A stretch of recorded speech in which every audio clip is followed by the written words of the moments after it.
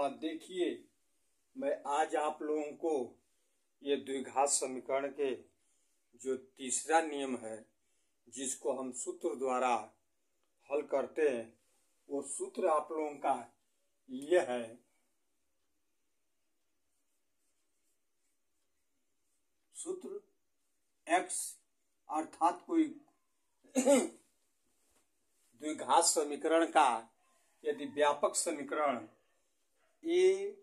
ax square plus bx plus c equal to 0 हो तो इसमें हम x का मान होता है x equal to minus B plus minus करणी में b स्क्वायर माइनस 4ac अपान 2a होता है।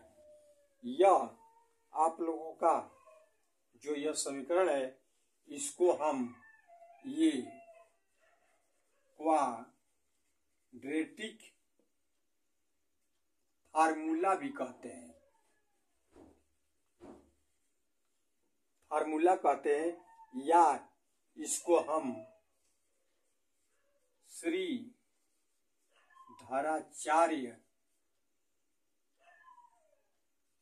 का नियम भी कहते हैं। और इसी पर ही जो ये आप लोगों को जो लिखा गया ये सवाल है, सूत्र द्वारा समीकरण 3x square minus 5x plus 2 बराबर 0, इस समीकरण के मूल्यों को ज्ञात करना है। अब इसी को मैं आप लोगों को जो बताया है ये सूत्रों द्वारा जैसे आप लोगों को यह बताया गया, अब इसको हल करने के लिए मैं आप लोगों को बता रहा हूँ। यदि मान लीजिए इसको गुणनखंड विधि द्वारा या पूर्ण वर्ग बनाकर यदि नहीं हो पाता है तो यह सूत्र पर कोई भी क्वाड्रेटिक इक्वेशन होगा, द्विघात समीकरण होगा, अर्थात उसको त्रिपदी इस तरीके से कहते हैं, जिसका व्यापक समीकरण आप लोग देख रहे हैं ax square plus bx plus c equal to 0। तो इसको हल करने के लिए मैं ये सूत्र द्वारा बता रहा हूँ, ध्यान से देखिए आप लोग।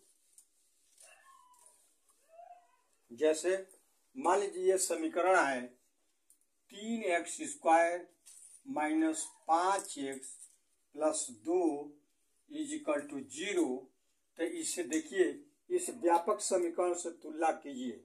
जो x स्क्वायर है तो इसका गुणांक a है, तो इसका गुणांक क्या है 3 है, अर्थात a इज इक्वल टू 3 और यह b इज इक्वल टू देख लो यहाँ ये -5 है और c इज इक्वल टू 2 है। अब इसी सब अलग अलग a b c का मान इस समीकरण में रखेंगे तो x is equal to minus B अर्थात माइनस ये ऋण 5 प्लस माइनस करणी में ये b का स्क्वायर अर्थात ऋण 5 का वर्ग माइनस 4 और a है आप लोगों का 3 और c है आप लोगों का 2 का पूरे बटा 2 गुणे a है अर्थात 3 है। ये देख रहे हैं ना आप लोग ना। अब इसमें देखिए इसमें ऋण में ऋण से गुणा करेंगे तो धन 5 प्लस माइनस करणी में 5 का वर्ग करेंगे तो ये आप लोगों का 25 और ऋण का वर्ग करेंगे तो धन यह ऋण। अब यह देखो 4 में 3 से गुणा करेंगे तो 12, 12 में 2 से गुणा करेंगे तो ये 24 और पूरे का बटा 2 में 3 से गुणा करेंगे तो ये 6 हो जाएगा। बात समझ में आ रहा है आप लोगों को ना। अब इसको देखिए यह ऋण 5 प्लस माइनस ये करणी में यदि 25 में से 24 घटाएंगे तो कितना आएगा 1 आएगा, आएगा ना। तो यह 1 ये पूरे बटा ये 6। अब इसमें देखिए ये प्लस है माइनस है तो यहाँ प्लस लेने पर x इज इक्वल टू देखिए 5 प्लस और इसका ये हम निकाल देंगे तो एक बार ध्यान दीजिए, थोड़ा सा ये थोड़ा मिस्टेक हुआ। अब देखिए इसको ये मैं कर रहा हूँ कि ऋण 5 प्लस माइनस और 1 का वर्गमूल निकालोगे तो 1 ही आएगा अपान 6। तो अब इतना देख रहे हैं ना। अब इसमें मैं प्लस ले रहा हूं और ऋण ले रहा हूं बारी बारी से। तो देखिए, यदि आगे देखिए, थोड़ा मैं यहां बता रहा हूं आप लोगों को। जैसे प्लस लेने पर तो यह x इजिकल टू, ये है आप लोगों का, ये देखो ये गलती यहाँ हुआ है, प्लस है ये, तो ये 5 और प्लस लेने पर यह 1 है और बटा यह 6 है। अर्थात 5 में 1 जोड़ेंगे तो 6 और ये हो जाएगा 6 में 6 से भाग देंगे तो 1, अर्थात x का मान क्या आया? 1 आया। ठीक यही ये ऋण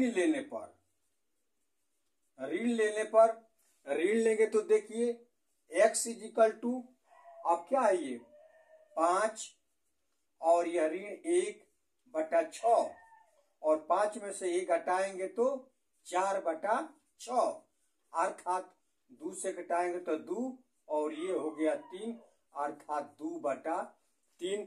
यही एक मान हुआ ये 1 और एक दूसरा मान हुआ 2 बटा 3।